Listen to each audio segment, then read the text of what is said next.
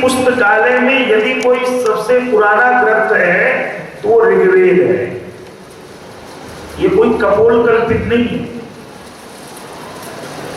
और जिन लोगों ने वेदों के अंदर अपना मतलब ढूंढने का प्रयास किया उनको कभी कोई मतलब नहीं मिला। जिन लोगों ने इसको उपन्यास कहानी की तरह पढ़ने का प्रयास किया उनको कुछ नहीं मिला। वास्तव में जब वेद को पढ़े तो कहते हैं कि परमेश्वर की दी हुई ऋषियों की दृष्टि से पढ़े तो निश्चित रूप से उन वेदों से हमें जीवन का दर्शन मिलेगा। आज का जो विषय है ये मेरे आपसे बड़ा गहराई से जुड़ा हुआ है और वो भी वेद मंत्र है। कहते हैं कि वेदों में उपासना का क्या स्वरूप है और जो उपासना करने वाला उपासक है जिसको हम आम भाषा में भक्त कहते हैं, उस भक्त का क्या स्वरूप होना चाहिए। और कहते हैं कि जो भक्त है, जो उपासक है, उसकी क्या प्रार्थनाएं होनी चाहिए। पहली बात तो मैं एक दो बातें स्पष्ट करके फिर चलूंगा। एक संक्षेप में छोटी सी बात आप बताएंगे कि उपासना का अर्थ क्या होता है। हाँ माता जी, बहुत सुंदर। उप माने समीप, आसन माने बैठना। अब उपासना किसके समीप बैठना? अपने परम पिता परमात्मा के समीप बैठना। मुझे जब ये विषय में आपके समक्ष लेके आ रहा था तो मुझे पथिक जी की एक पंक्ति याद आई जो आप अक्सर बोला करते हैं, मंदिर मस्जिद गुरुद्वारे में बैठा हुआ भगवान नहीं मिलेगा। ये कहां मिलेगा? ये आपके हृदय में मिलेगा। ध्यान दीजिएगा, कहते हैं कि जो उपासना है वो बिल्कुल अंतरंग का विषय है, वो बाहर का विषय नहीं है।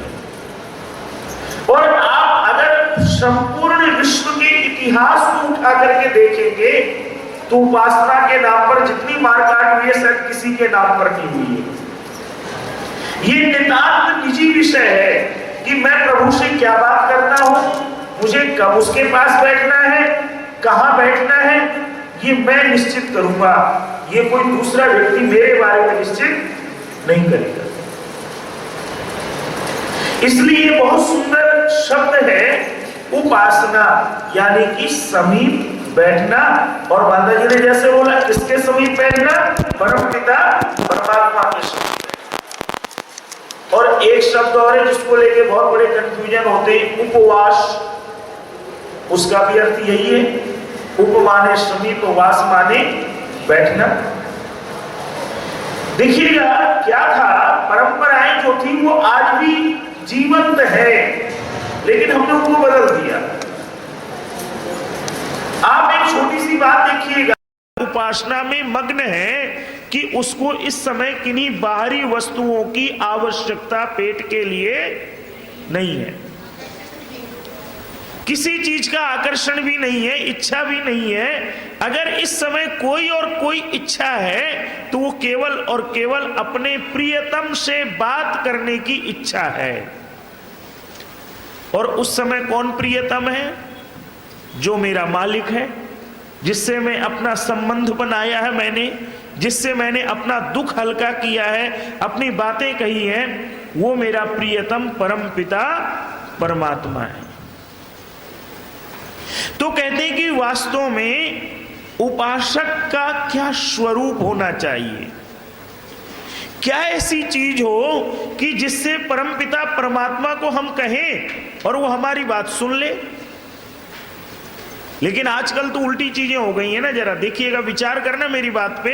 हम किसी चीज का यहां पर किसी की भावनाओं को आहत करने की बात नहीं है, लेकिन एक छोटा सा आप मनन कीजिएगा। जब कभी हम संकट में होते हैं, जब कभी किसी परेशानी में होते हैं, तो हम क्या बोलते हैं, भगवान जी मेरा काम कर देना, इतने का प्रसाद चढ़ा दूंगा। अगर यहां आते हैं तो कहते हैं कि कोई नहीं प्रभु जी काम कर देना, इतने का समाज में दान कर दूंगा, या कोई चीज इस प्रकार से मैं भेंट कर दूंगा। भावना बुरी नहीं है, जरा बात को समझिएगा, लेकिन तरीका गलत है। आप कहेंगे कैसे? मुझे एक छोटी सी बात बताइए कि हम सबका पालनहार, हम सबकी रक्षा करने वाला, जो कि अत्यंत ऐश्वर्य से संपन्न है, इसलिए उस परमात्मा का नाम इंद्र है। यदि परमेश्वरीय, सत्यार्थ प्रकाश में आप पढ़िएगा कभी प्रथम शंभुलास उठा करके, अत्यंत ऐश्वर्य से जो संपन्न है उसका नाम इंद्र अर्थात परमात्मा है। अब एक छोटी सी बात बताइए, जो वस्तुएं हैं हमारे पास जिनको अर्पण करने के लिए हमने सोचा, क्या वास्तव में वो हमारी देन है या प्रभु की देन है? बोल दीजिए जी, प्रभु की देन है। फिर भला हम प्रभु की वस्तुओं को ले लें, मालिक खुद बन जाएं और कह दें शास्त्री जी कि इसमें से इतनी चीज आपको हम दे देंगे, आप हमें इतना कर देना। यही तो है। मैं तो एक शब्द बोला करता हूं, उसका जरा ये आपको तब समझ में आएगा जब आप भक्ति की गहराई में जाएंगे। फिर आप ऐसा शब्द नहीं बोलेंगे। फिर क्या बोलेंगे? कहेंगे प्रभु जी अगर तूने कष्ट दिया है तो तू ही दूर करेगा, आपने अगर कोई मुझे परेशानी दी है तो ये मेरा भोग है, निकल जाएगा। मैं एक छोटी सी बात से इस बात को पूर्ण कर देता हूं। कहते हैं भक्ति में वो शक्ति होती है कि जब आप अपनी गाड़ी से कहीं जाते हैं, आपके उदाहरण से समझा रहा हूं आपको, जब आप अपनी गाड़ी से कहीं जाते हैं, रास्ते में गड्ढे होते हैं तो गाड़ी तो गड्ढे में जाएगी और बाहर निकल आएगी, लेकिन जो झटका गाड़ी में लगा आपको तो कम लगा ना। वो किसने रोका जी? गाड़ी में लगे हुए शॉकर्स ने रोका। जो उसके अंदर स्प्रिंग शॉकर्स लगे हुए हैं, उन्होंने आपके और गड्ढे के बीच में बचाव कर दिया। माताओं सज्जनों ध्यान दीजिएगा, भक्ति ऐसी परम पवित्र वस्तु का नाम है, ऐसे माध्यम का नाम है जो कि हमें जीवन में जब कष्ट आते हैं तो उनको महसूस नहीं होने देता। और इसीलिए मैं आज उपनिषद पढ़ रहा था, जब इस मंत्र को तैयार कर रहा था, तो उपनिषद में एक जगह बहुत सुंदर प्रकरण है। वहां कहा गया है कि ध्यान दीजिएगा, भक्ति के दो प्रकार हैं, एक नियमित भक्ति है, एक अनियमित भक्ति है। कहते हैं जो नियमित भक्ति है, जरा ध्यान दीजिएगा, बड़े सुंदर प्रकरण है आज का। जो नियमित भक्ति है वो आपको आत्मविश्वास देती है, और जो अनियमित भक्ति है वो आपको अंधविश्वास देती है। देख लीजिएगा, इसको जरा पूरा कर लेते हैं बात को। आप एक बात बताइए, प्रातःकाल उठने के बाद आपने ब्रश किया, स्नान किया, नित्य नियम पूरा किया, उसके बाद आपकी अगर नाश्ते की आदत है और ना मिले तो आपको कैसा लगता है सर? अच्छा नहीं लगता ना? लगता है जल्दी से जल्दी कुछ मिल जाए, मैं सुबह सुबह कुछ ना कुछ ग्रहण करता हूं, मेरे पेट में चला जाए। तो एक बात बताइए, इस शरीर को चलाने के लिए जैसे अन्न की आवश्यकता है, ठीक उसी प्रकार से मन को शुद्ध और पवित्र रखने के लिए जिसने हमें बनाया, उस परम पिता परमात्मा की नित्य भक्ति की भी आवश्यकता उसी प्रकार से है। और जिसको हम भूल जाते हैं, हमने बिल्कुल लास्ट में रखा हुआ ये काम, पहले सारे काम कर लो, फिर अंत में समय मिले तो 2 मिनट गायत्री मंत्र जप लो, ओम बोल लो, कुछ और बोल लो। लेकिन जब समय मिले, हम लोग बोलते हैं आप लोगों को या किसी और को, जो यहाँ पे आप तो बड़े भाग्यशाली हैं, मैं आलोचना का विषय नहीं, हम लोग भी करते हैं। हमने कहा कि भाई साहब जरा आर्य समाज में हवन है, आ जाइए। समय नहीं है जी। अच्छा जी कोई बात नहीं, अपने घर में ही थोड़ा सा हवन कर लेना, कभी अपने घर में ही बैठ के कभी थोड़ा गायत्री जप कर लेना, कुछ संध्या के मंत्र कर लेना। समय नहीं है जी।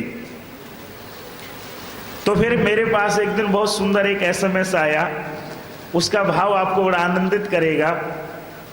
एक व्यक्ति ने लिख करके भेजा कि जब जीवन में कुछ नजर नहीं आता कहते हैं कौन कहता है कि परमात्मा नहीं है? कहते हैं जब जीवन में कुछ नजर नहीं आता तो तब केवल और केवल परमात्मा नजर आता है। माता और सज्जनों, वो स्थिति क्यों आए? हर पल नजर आए वो, हर पल हमारे जीवन का प्रेरक वो हो, हमारा नेता वो हो। अग्निमीढ़े पुरोहितम यज्ञस्य देव मृत्युजम होतारम रत्नदातमम, बोलते तो हैं आप। हमारा नेतृत्व कौन करे? बोलिए हम करें या परमात्मा करे? बोल दीजिए। कल भी मैंने यही कुछ विषय ऐसा था लेकिन थोड़ा अलग था। हमारी आपकी लीडरशिप किसके अंडर होनी चाहिए? जल्दी से बोल दीजिए। परमपिता परमात्मा के अंडर में होनी चाहिए। और जब वो हमारा लीडर होगा, जब वो हमारा नेतृत्व करेगा, फिर हमें किसी बात की परवाह नहीं है। इसलिए वेद मंत्र क्या कहता है, आइए जरा उसको सुनते हैं और उसके भावों को हृदयंगम कीजिएगा।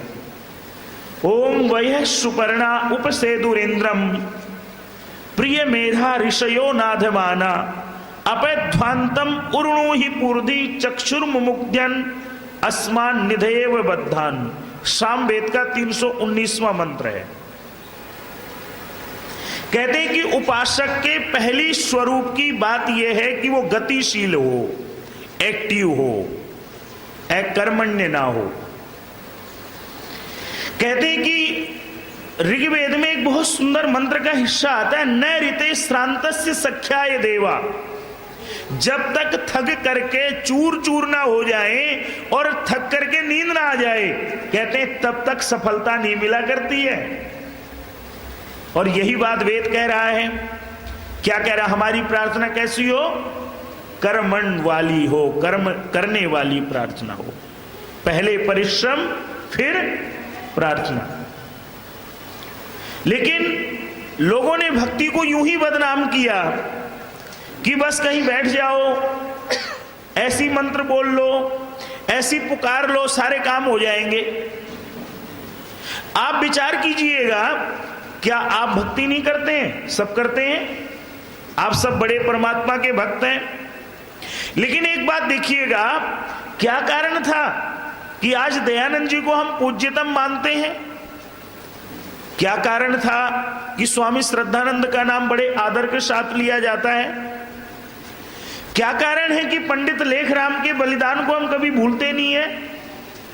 और क्या कारण है, अगर दूसरे लोगों को चला जाए, जो दूसरे मार्ग के लोग हैं, तुलसीदास हो गए, इस प्रकार के जितने लोग हैं, कबीर हो गए, रविदास हो गए, क्या इन्होंने भक्ति नहीं करी? लेकिन आप विचार करना, किसी का भी नाम लेना, उन लोगों की भक्ति क्या थी? उन लोगों की भक्ति ये नहीं थी कि कहीं बैठ गए, मंदिर बना लिया और राम राम जपने लगे या कोई अन्य नाम जपने लगे और जब सब आने लगा तो कह दिया जी ये तो हमारा सफल हो गया काम। उनकी भक्ति ये नहीं थी। क्या थी उनकी भक्ति? जरा थोड़ा सा मैं आपको बोलना चाहूंगा। एक जगह बहुत सुंदर शब्द आता है, स्वय कर्मणा तम अभ्यर्च सिद्धिम विन्दति मानवः। कहते हैं कि हम प्रभु की जो भक्ति करें, अपने कर्मणा, कर्म के द्वारा उसकी अर्चना करें। ये ना हो हम बोले कुछ और करें कुछ, जो कहते हैं वो करना नहीं। तो कहते हैं कि फिर आपको किसका वो मिलेगा? फिर तो कहते हैं निश्चित रूप से कभी आपको परमात्मा का सही स्वरूप पता नहीं चल पाएगा। इसलिए गीता भी क्या कहती है, जरा ध्यान दीजिएगा कर्म के बारे में। कहते हैं कर्म के बारे में कृष्ण जी भी क्या कहते हैं? कहते हैं देखिए, दो प्रकार के कर्म हैं। लोके अस्मिन् दुविधा निष्ठा पुरा प्रोक्ता मया नघे ज्ञान योगेन सांख्यानाम कर्म योगेन योगिनाम। बड़े सरल शब्दों में समझाऊंगा। हमें कर्म तो करना है, लेकिन कैसा कर्म करना है, इसमें भी संशय है ना। जो ज्ञान अर्जन करता है वो कहता है मैं भी तो कर्म कर रहा हूं, और जो केवल परिश्रम करता है वो भी कह रहा है जी मैं कर्म कर रहा हूं। तो कृष्ण जी ने सार दे दिया यहां पर, जरा थोड़ा सा ध्यान दीजिएगा। कृष्ण जी ने क्या सार दिया? कहने लगे देखिए भाई, संसार में दो मार्ग हैं, एक ज्ञान मार्ग है, एक कर्म मार्ग है। थोड़ा समझिएगा। आपके शरीर में दो प्रकार की इंद्रियां हैं, मेरे आपके शरीर में बड़ी सरल सी बात है, एक ज्ञानेंद्रिय है और दूसरी कर्मेंद्रिय है। थोड़ा साथ देते जाएंगे तो आपको आनंद आएगा। एक ज्ञानेंद्रिय और दूसरी कर्मेंद्रिय है। अब आप देखेंगे जो ज्ञानेंद्रिय है वो क्या करती है, वो ज्ञान को ग्रहण करती है, और जो कर्मेंद्रिय वो कर्म करती है। अब एक बात बताइए, मैंने एक नाम ले दिया आपको अमेरिका, आपका मन वहां चला गया, आप पहुंच गए अमेरिका। लेकिन अगर इस हाथ को अमेरिका पहुंचना है तो कितना समय लगेगा? बहुत समय लगेगा ना साहब। जब तक हम वहां खुद नहीं पहुंचेंगे तब तक अमेरिका को नहीं देख पाएंगे। तो कृष्ण जी ने क्या कहा, जरा दोनों की बात का मैं सार दे करके उस बात को थोड़ा सा आगे ले जाना चाहता हूं। कृष्ण जी ने यह कहा कि देखिए इस संसार में दो मार्ग है, ज्ञान मार्ग है, कर्म मार्ग है। इनकी कभी कोई लड़ाई नहीं है। लोग कहते हैं ना जी हम तो ज्ञानी हैं, हमें कर्म से क्या लेना देना, हम तो बस भगवान का भजन करना जानते हैं, वो सब पूरे काम कर देता है। बात तो सही है, लेकिन कहीं तो परिश्रम भी होता होगा ना जी। किसने कहा कि ज्ञान छोटा है, किसने कहा कर्म छोटा है? एक छोटे से उदाहरण से इस श्लोक को समझ लीजिए। मान लीजिए जंगल में आग लगी और आग लग गई, दो बंदे वहां फंस गए, दो व्यक्ति वहां पे फंस गए। एक आंख से अंधा है और दूसरा पैर से लंगड़ा है। अब बताइए वो कैसे निकलेंगे जंगल से? जब तक दोनों एक दूसरे का सहयोग नहीं करेंगे तो जंगल से बाहर नहीं आ पाएंगे। अगर बाहर नहीं आ पाएंगे तो अग्नि क्या करेगी साहब? बोल दीजिए, जला देगी। तो कहते हैं कि जो लंगड़ा था वो गया अंधे के पास, कहता देख भाई सूरदास, बात यह है मैं चल नहीं पाता, और दूसरी बात यह है कि आप देख नहीं पाते। एक काम करो, जंगल में तो आग लगी चारों तरफ, आप मुझे अपने कंधे पे बिठा लो, मैं आपको रास्ता दिखा दूंगा और दोनों मिलकर के पार हो जाएंगे। माताओं सज्जनों ध्यान दीजिएगा, कर्म और ज्ञान का हमेशा मिश्रण जीवन में आगे ले जाता है। ठीक उसी प्रकार से जो भक्ति है वो यदि परिश्रम की होगी, परिश्रम पूर्वक फिर प्रार्थना होगी, और परिश्रम के साथ साथ प्रार्थना भी होगी, और प्रार्थना भी और कैसी होगी? ज्ञान और कर्म के मिश्रण से होगी, तो निश्चित रूप से प्रभु आपसे मेरे से दूर नहीं है। इसलिए वेद मंत्र बहुत सुंदर बात कहता है कि देखिए भैया, हम अपने कर्मों से परम पिता परमात्मा के पास जाने की सिद्धि प्राप्त करें। और इसके दो तीन उदाहरण मैं आपको संक्षेप में देना चाहूंगा। कहते हैं कि महात्मा आनंद स्वामी जी की कहानी है, शायद ये आपने सुनी होगी या किसी और की है, कि एक घर में कोई सन्यासी आए, महात्मा जी आए। उनका जो बच्चा था वो पढ़ने में ठीक नहीं था या पढ़ता नहीं था, लापरवाह था। तो परिवार ने कहा महात्मा जी इस बच्चे को कुछ ऐसा उपदेश करो ये पढ़ने लगे। कहते हैं जी उसको बुला लिया महात्मा जी ने कि भाई एक काम किया कर, तू थोड़ा ना सुबह सुबह गायत्री मंत्र का जप कर लिया कर। याद है गायत्री मंत्र? कहता हाँ जी गायत्री मंत्र याद है। अच्छा तो इसको बोल लिया कर, कुछ देर बोल लिया कर, और प्रभु से बोला कर मुझे अच्छी बुद्धि दे और दिन भर खूब पढ़ा कर, तो तेरा दिल भी लगेगा और तू परीक्षा में पास भी हो जाएगा, फेल नहीं होगा। कहता है जी ठीक है गुरुजी ऐसा ही करूंगा। कहते हैं साल भर बाद महात्मा जी फिर आए। तो महात्मा जी आए तो घर वालों ने कहा कि महात्मा जी आपने इसको क्या उपदेश किया था, ये तो फिर फेल हो गया। महात्मा जी ने कहा भाई बुलाओ इसको। बोला बेटे आपने गायत्री मंत्र का जप किया? कहता हाँ गुरुजी बिल्कुल नियम से किया। पढ़ाई करी? कहता नहीं, जब मैंने जप कर लिया तो पढ़ने की क्या जरूरत है, ऐसी पास हो जाऊंगा। ये बात को जरा समझिएगा। आज वास्तव में क्या है कि हम सब थोड़ा सा कहते हैं ना, मैंने कल एक बात बोली थी कि चाहे मैं हूं चाहे आप हैं, हमें स्वीकार करना चाहिए जो पहलू है। अगर नहीं है तो बहुत अच्छी बात है, आप बहुत अच्छे मार्ग पे चल रहे हैं, लेकिन वेद क्या कह रहे हैं मैं तो वो बता रहा हूं। और ध्यान दीजिएगा ये उपदेश ना किसी और के लिए नहीं है, आपके लिए और मेरे लिए, दोनों के लिए ही।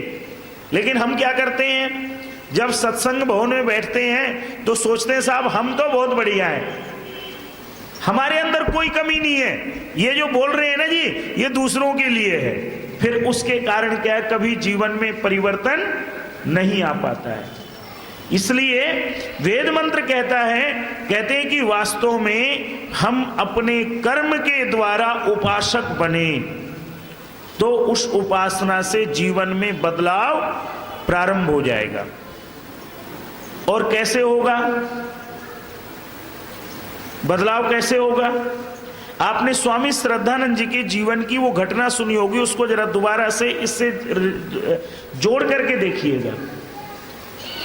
कहते हैं कि महात्मा मुंशी राम, जिस समय केवल मुंशी राम थे, बड़े नास्तिक आदमी थे, ईश्वर को नहीं मानते थे, गलत संगत में थे।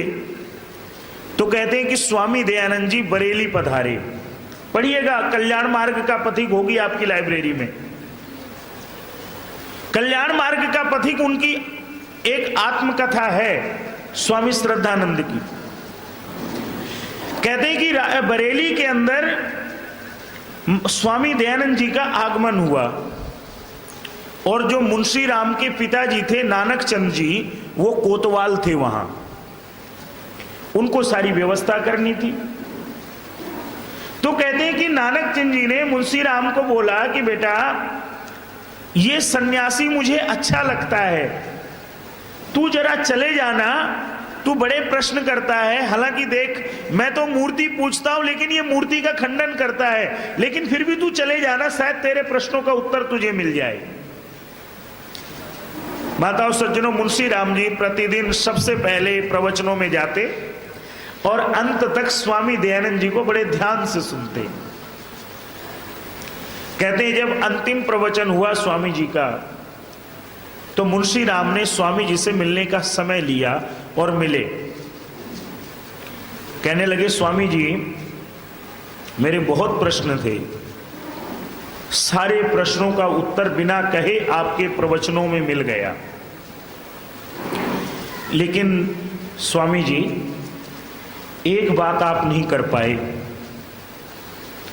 स्वामी दयानंद जी ने बोला क्या? बोले आपने मेरे को प्रभु का दर्शन और उसका विश्वास नहीं करवा पाए। तो कहते हैं कि स्वामी दयानंद जी ने कहा कि मैंने कब बोला था कि मैं आपको प्रभु के दर्शन करा दूंगा या उसका विश्वास करा दूंगा? उन्होंने प्रश्नोपनिषद का वो वाक्य बोला कि नायम आत्मा प्रवचने न लभया न मेधया न बहुना श्रुते न। वो जो परम पिता है वो किसी प्रवचनों से नहीं मिलता, वो बहुत पढ़ने से भी नहीं मिलता। कहते जब जिसके ऊपर उसकी विशेष कृपा होती है तभी उसको वो अपना विश्वास दिला पाता है।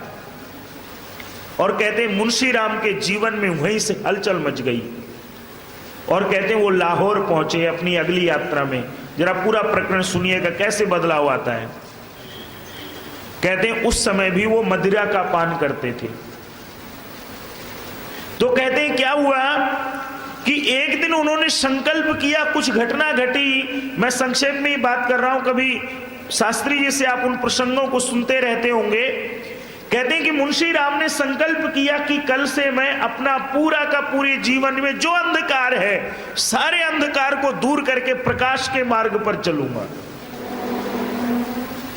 और ये सोचा जैसे हर शराबी सोचता है कि एक पैग लगा लूं तो क्या है, कल से तो छोड़ ही देनी है। कहते हैं मुंशी राम ने भी वो सामने पैग रखा और कहते हैं जैसे पीने की ओर हाथ बढ़ाया तो कहते हैं लिखते हैं वो अपने जीवन चरित्र में कि मुझे ऐसा लगा कि वो 7 फुट लंबा चौड़ा सन्यासी दयानंद डंडा लेके खड़ा है और कहता अरे मुंशी राम अब भी तुझे ईश्वर पर विश्वास नहीं होगा।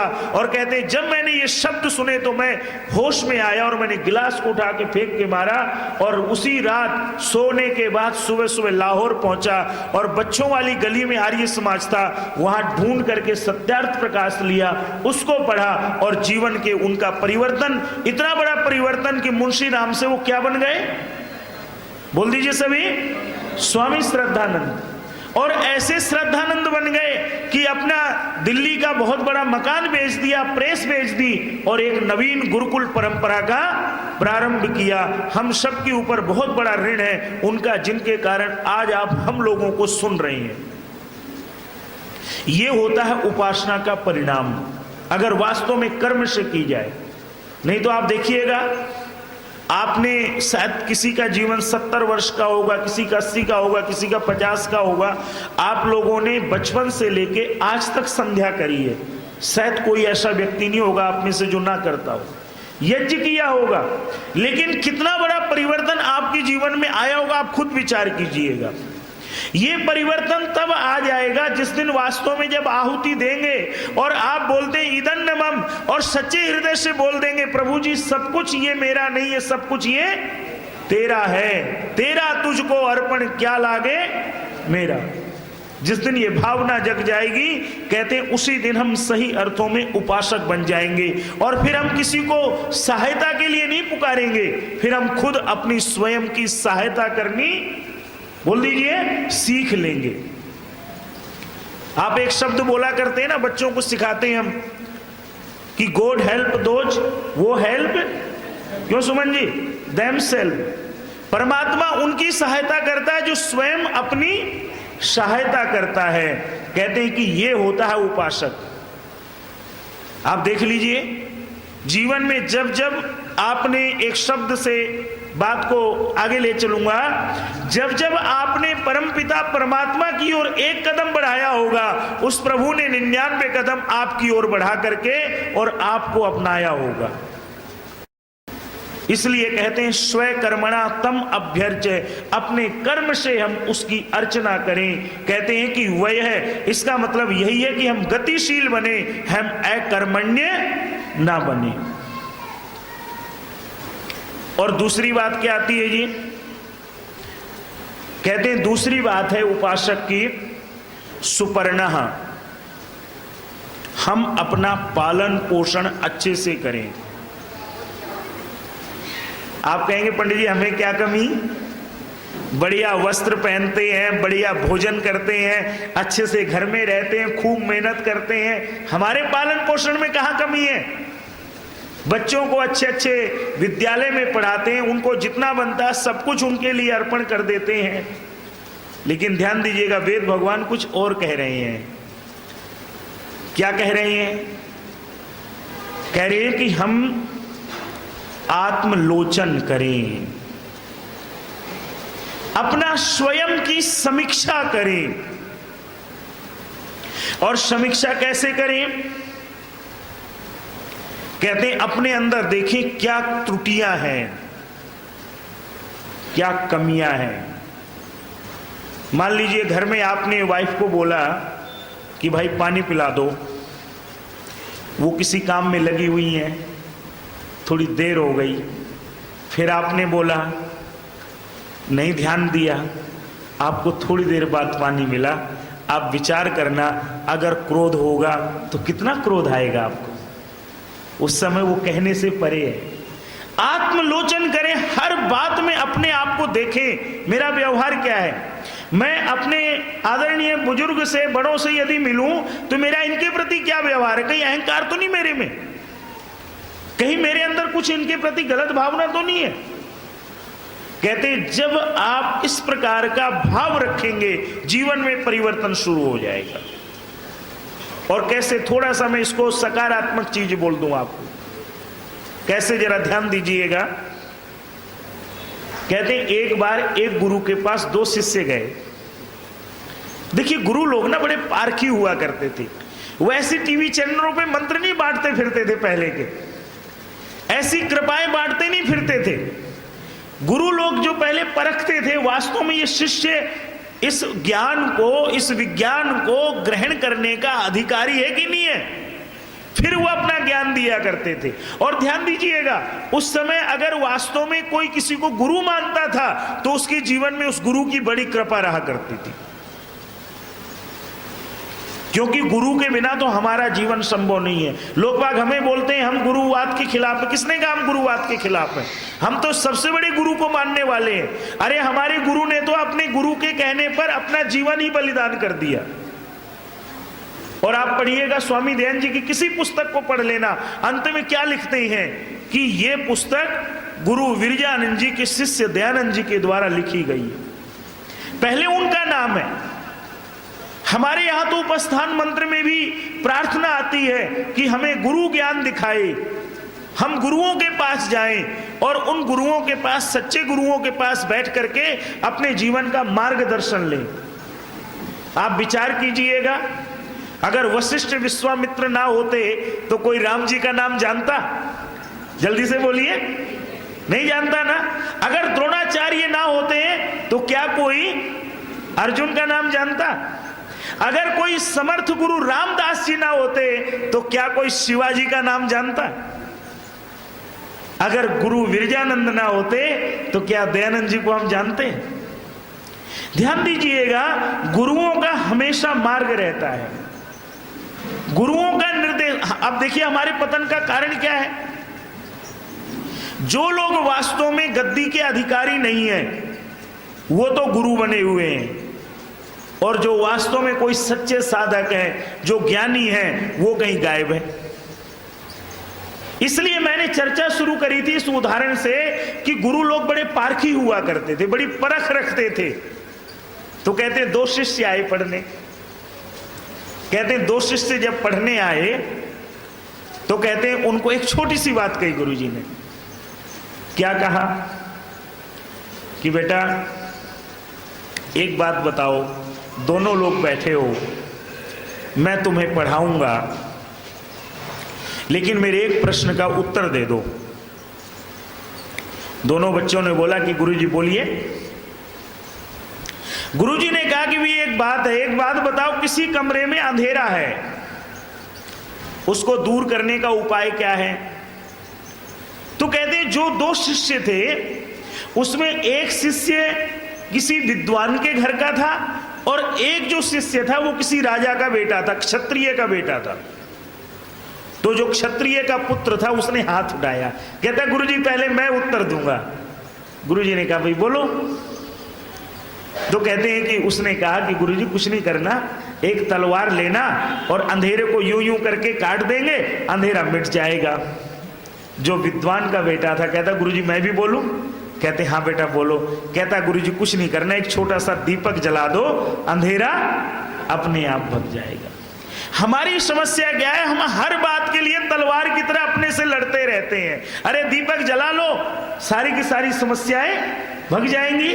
प्रभु कृपा का दीपक जलाओ तो सही, चाहे मैं हूं चाहे आप हैं, हम जलाएं तो सही, सारा अंधेरा भग जाएगा।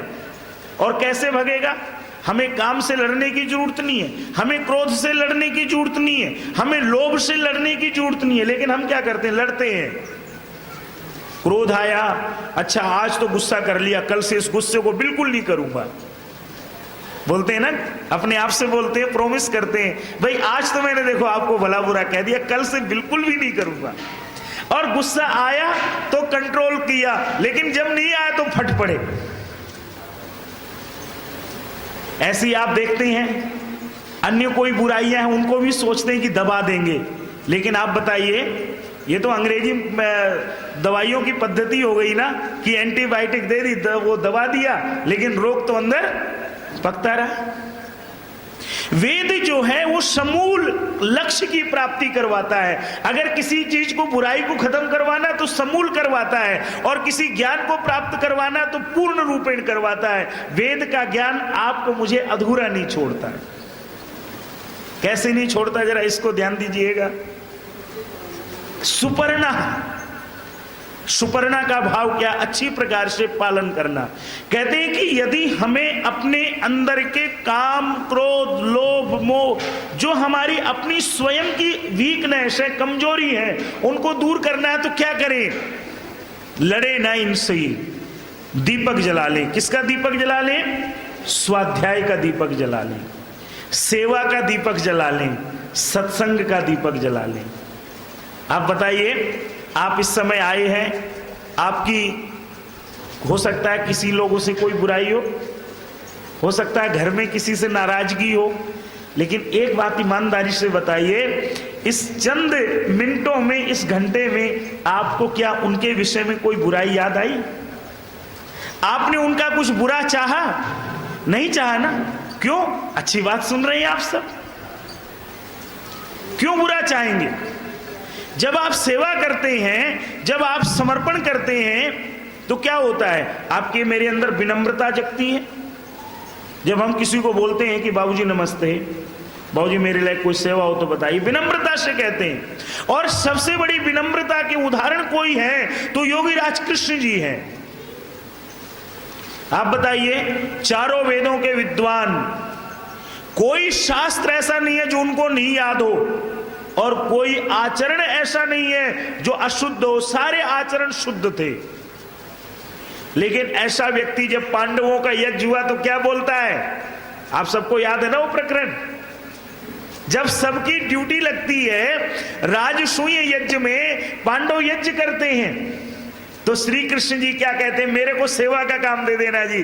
जितने यज्ञ में लोग आएंगे उन सबके जूते चप्पल, उनके रहने खाने की सब व्यवस्था मुझे दे देना। और हमारे यहां सबसे बुरा काम माना जाता है, कोई मुझे बोले, अरे पंडित जी आप जाके जरा थोड़ा जूता चप्पल, अरे आप मुझे बोल रहे हो? विचार कीजिए, हम अपने अंदर झांक करके देखें तो ये वेद प्रचार सप्ताह इस पूरी टीम का सार्थक हो जाएगा।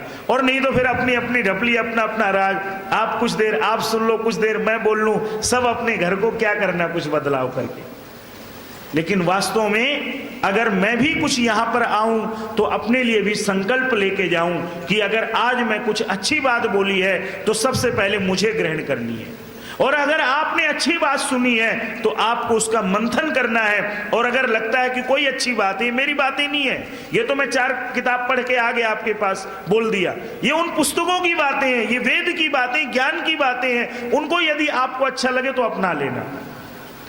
तो कहते हैं जीवन में क्या होगा, हम अपना अच्छी प्रकार से पालन कर लेंगे। और कैसे करेंगे, थोड़ा इसका भी मैंने चिंतन, चूंकि कोई चीज आओ आपके समक्ष थोड़ी रोचक और अच्छी होनी चाहिए।